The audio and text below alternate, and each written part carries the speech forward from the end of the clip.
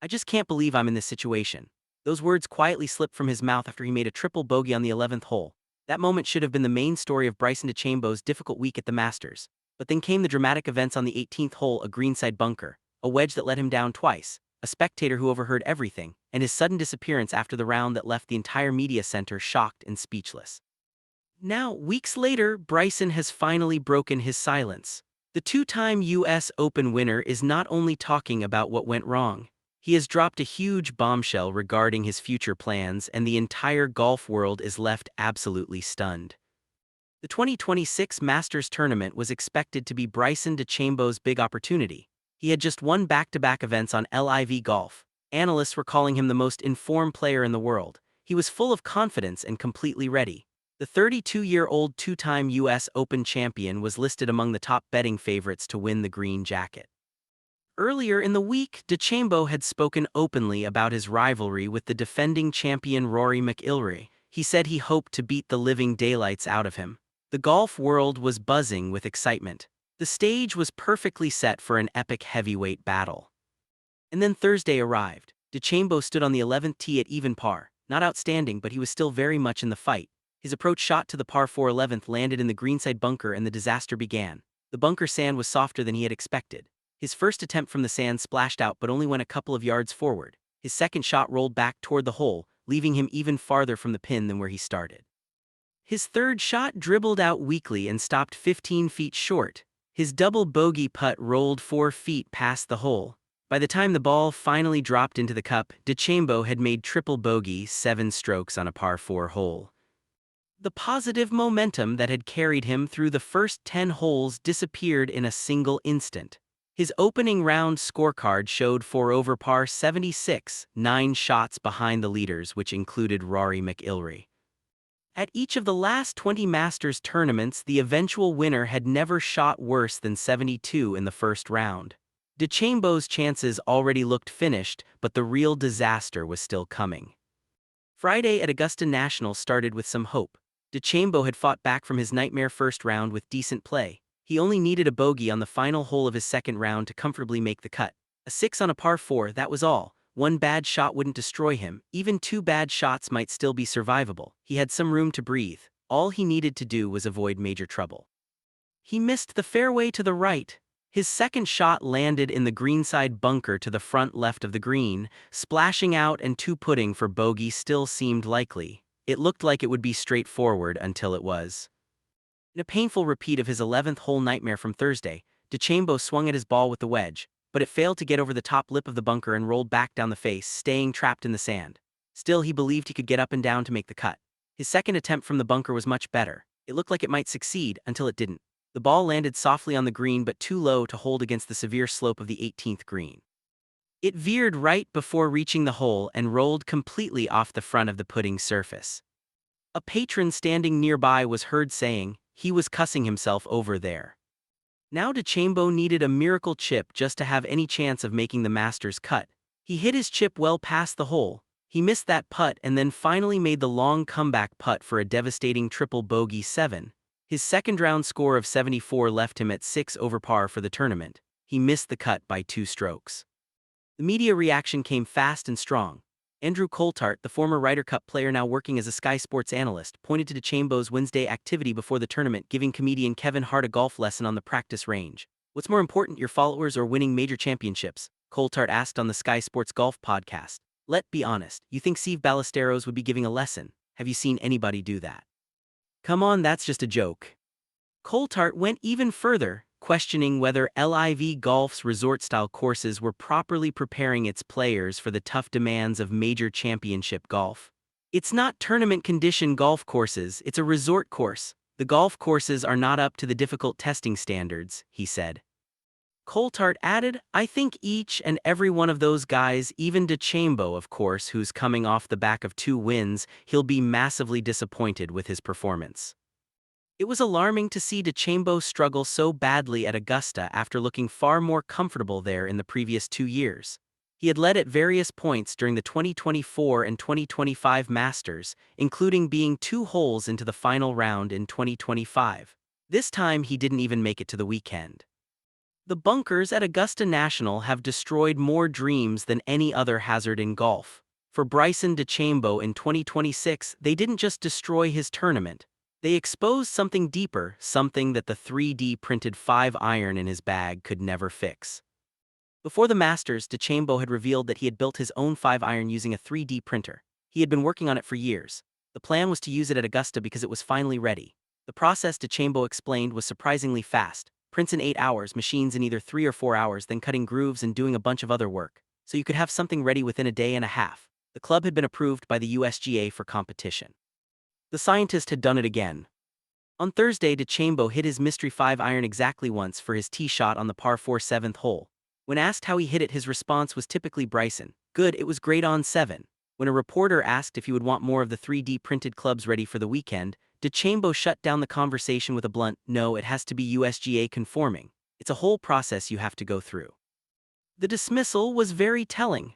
A player who takes pride in innovation, who built his own club, who spent years perfecting the process, was suddenly not interested in making more. The scientist was retreating. But it was what DeChambeau said after the round that truly showed the depth of his frustration. He explained the bunker disaster on the 11th with a simple excuse: "The bunker was softer than I anticipated." That was it. No deep analysis, no data, no scientific explanation, just a golfer who had been humbled by sand. The numbers were brutal. DeChambeau lost 2.14 strokes to the field around the greens at the Masters. That alone was the difference between making the cut and missing it. The greenside magic that had saved him at Pinehurst No. 2 in 2024 had simply run out. And then after his disastrous finish on Friday, he did something that told the real story. Instead of facing the media, DeChambeau quickly packed up and left the property before any questions could be asked. The silence from the DeChambeau camp was deafening. For days, the golf world speculated. Was he embarrassed? Was he angry? Was he already planning his next move? The answer, it turned out, was all of the above. For weeks, DeChambeau said nothing. He didn't address the media after missing the cut. He didn't post on social media. He didn't give any interviews. The silence was so complete that people began to wonder if he was even paying attention. And then on May 5, 2026, he finally spoke. But not about the Masters, not about the bunkers, not about the 3D printed club that never made it to the weekend. He spoke about something else entirely, something that sent shock waves through the sport. DeChambeau revealed that a potential return to the PGA Tour would depend entirely on one thing: whether his fellow players would accept him back. Not the tour's executives, not the schedule, not the money, the players. "I'm not quite sure how much he's going to be welcomed back given those types of comments," one analyst noted on Golf Channel, referring to DeChambeau's past criticisms of the tour that made him the face of the LIV rebellion. But the bombshell didn't stop there. DeChambeau pointed to the tour's content rules as a major roadblock to his return. He said the tour barred him and his collaborators from filming practice round videos. He said the tour bans monetizing on-site footage. And he said that clashes directly with his 2.69 million subscriber YouTube channel. For DeChambeau, the YouTube channel isn't just a side project. It's his future, his legacy, his escape plan. "I could just do YouTube golf and be totally fine as well," DeChambeau said. He meant it. But the most stunning part of his statement came when he addressed his contract situation. With the Saudi Public Investment Fund set to stop bankrolling LIV after 2026, DeChambeau's $125 million contract is expiring at the worst possible moment. He had been seeking as much as $500 million to re-sign with the league. Now that number seems laughably out of reach. "I don't see many ways out," DeChambeau admitted about his LIV commitment. Not a ringing endorsement, not a promise to stay, just an honest assessment from a man who feels trapped. The golf world was stunned. The man who had been the face of the LIV rebellion, the player who had stood on podiums and defended the Saudi-backed league when others stayed silent, was now admitting that he didn't know what came next. Even his own teammates were pushing back against the idea that LIV players were desperate to return to the PGA Tour. Aniabin Lahiri, DeChambeau's Crushers GC teammate, called the idea the biggest joke ever. "I will not name names, but I know at least a dozen players who'd rather not play golf than go back to the PGA Tour," Lahiri told the Times of London. Lahiri had a point.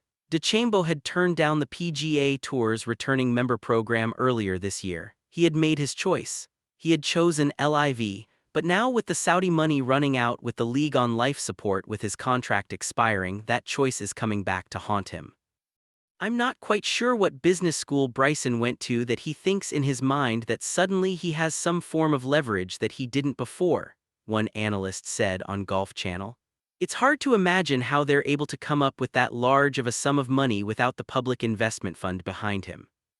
The bombshell statement about the Masters wasn't about the bunkers. It wasn't about the 3D printed club. It was about the realization that came afterward, the realization that the path he chose, the Saudi billions, the guaranteed contracts, the break 50 lifestyle might not exist much longer.